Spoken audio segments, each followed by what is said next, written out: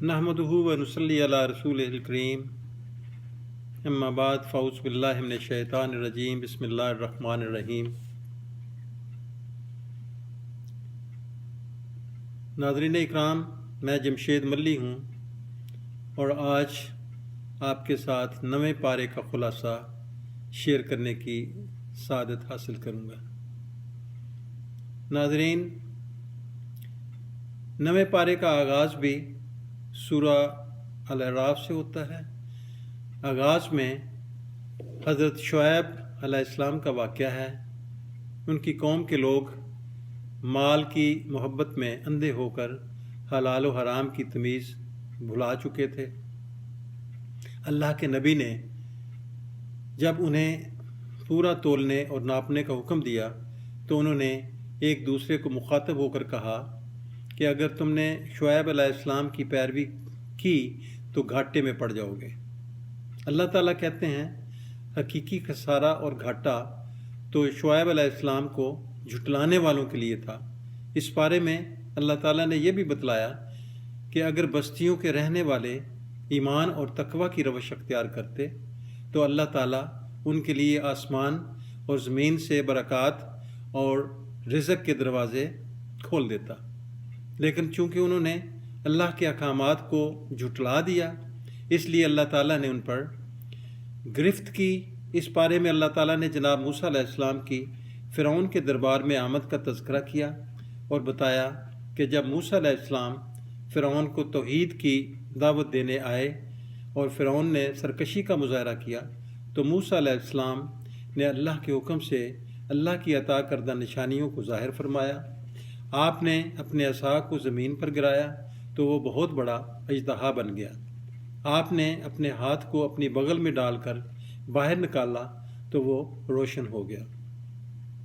اللہ تعالیٰ کی اتنی واضح نشانیوں کو دیکھ کر بھی فرعون اور اس کے مصاحب سرکشی پر تلے رہے اور جناب موسیٰ علیہ السلام اور ہارون علیہ السلام کو جادوگر قرار دے دیا۔ اس بارے میں اللہ تعالیٰ نے اس بات کا بھی ذکر کیا کہ اللہ نے فرعون اور اس کے قبیلے پر مختلف قسم کے عذاب مسلط کیے۔ اللہ تعالیٰ نے کبھی پھلوں کے نقصانات کے ذریعے، کبھی خون کی بارش کے ذریعے، کبھی جوؤں، مینڈکوں اور ٹڈیوں کی بارش کے ذریعے ان پر اپنے عذاب نازل کیے۔ ہر دفعہ آتے ہوئے عذاب کو دیکھ کر آل فرعون اپنی اصلاح کا وعدہ کرتے، لیکن جب وہ عذاب ٹل جاتا تو دوبارہ نافرمانی پر آمادہ ہو جاتے، یہاں تلک کہ اللہ تعالیٰ نے ان کی نافرمانیوں کی پاداش میں ان کو سمندر میں غرق کر دیا۔ اس بارے میں اللہ تعالیٰ نے اس بات کا بھی ذکر کیا کہ اللہ تعالیٰ نے جناب موسیٰ علیہ السلام کو اپنے سے ہم کلام ہونے کا شرف عطا کیا اور 40 روز تک آپ سے کلام کرتے رہے۔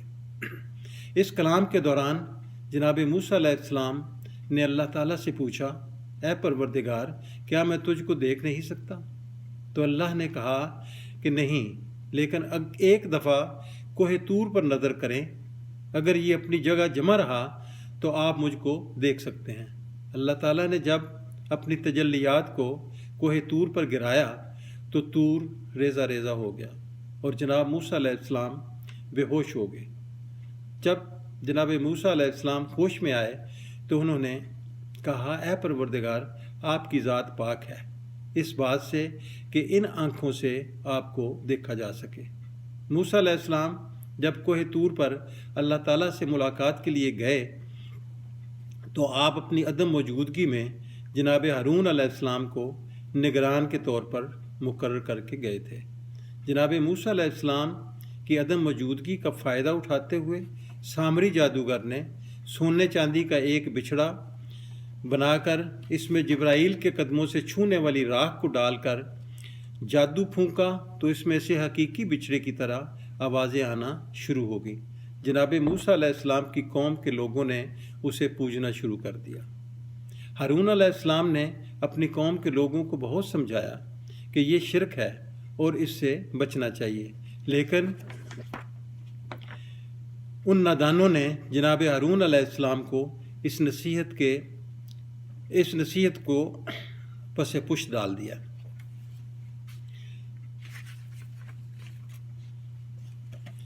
جناب موسیٰ علیہ السلام اللہ تعالیٰ سے ملاقات کے بعد جب توریت کو لیے ہوئے پلٹے تو اپنی قوم کے لوگوں کو شرک کی دلدل میں دھنسے ہوئے پایا۔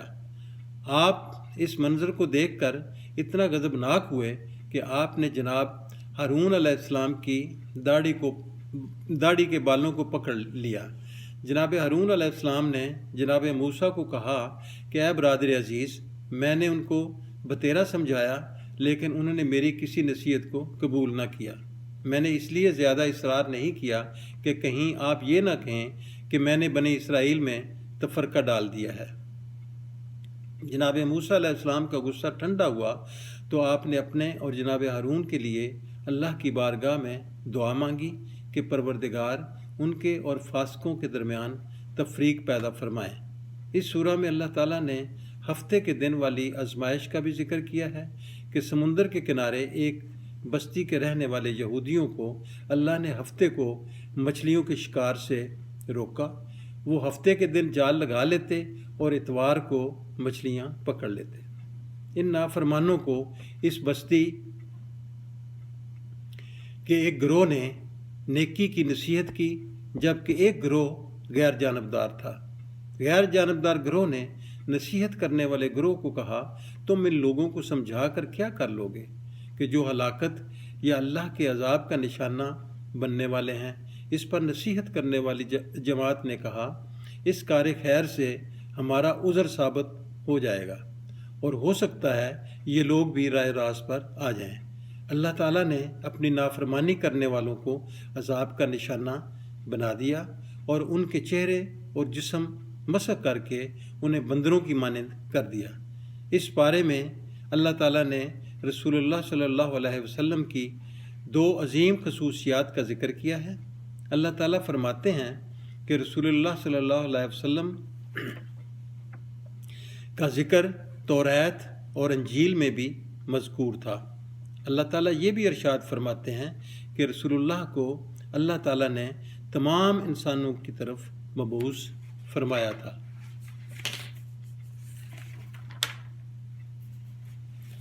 آپ کی رسالت زمانوں اور علاقوں کی حدود سے بالاتر ہے۔ اس بارے میں اللہ تعالیٰ نے اس بات کا بھی ذکر کیا کہ اللہ تعالیٰ کے خوبصورت نام ہیں اور ہمیں اللہ کو ان ناموں کے ساتھ پکارنا چاہیے۔ اور اللہ تعالیٰ نے اس بات کا بھی ذکر کیا کہ لوگ رسول اللہ صلی اللہ علیہ وسلم کے پاس آ کر ان سے پوچھتے تھے کہ قیامت کب آئے گی۔ اللہ نے کہا کہ آپ ان کو فرما دیجئے کہ اللہ کے سوا اس کے وقت کو کوئی نہیں جانتا۔ اس سورہ کے آخر میں اللہ تعالیٰ نے ارشاد فرمایا کہ جب قرآن مجید کی تلاوت ہو رہی ہو تو اس کو توجہ سے سننا چاہیے اور خاموشی کو اختیار کرنا چاہیے۔ اللہ تعالیٰ توجہ سے قرآن سننے کی وجہ سے انسانوں پر رحم فرمائے گا۔ اس کے بعد سورہ انفال ہے۔ سورہ انفال میں اللہ تعالیٰ بیان کرتے ہیں کہ اللہ نے بدر کے معرکے میں مسلمانوں کی قلیل تعداد کے باوجود ان کو کافروں پر غالب کیا اور ان کی مدد کے لیے 1000 فرشتے اتارے۔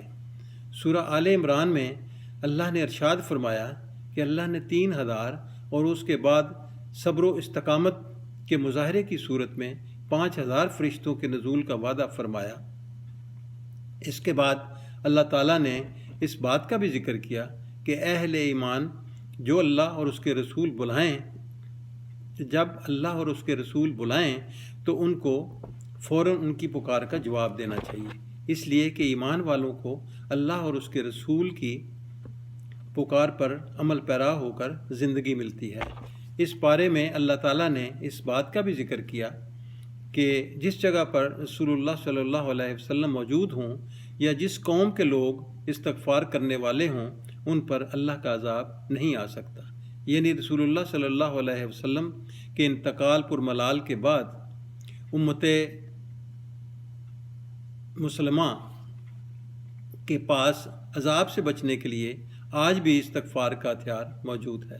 اللہ تعالی ہمیں قرآن مجید پڑھنے، سمجھنے اور اس پر عمل پیرا ہونے کی توفیق عطا فرمائے۔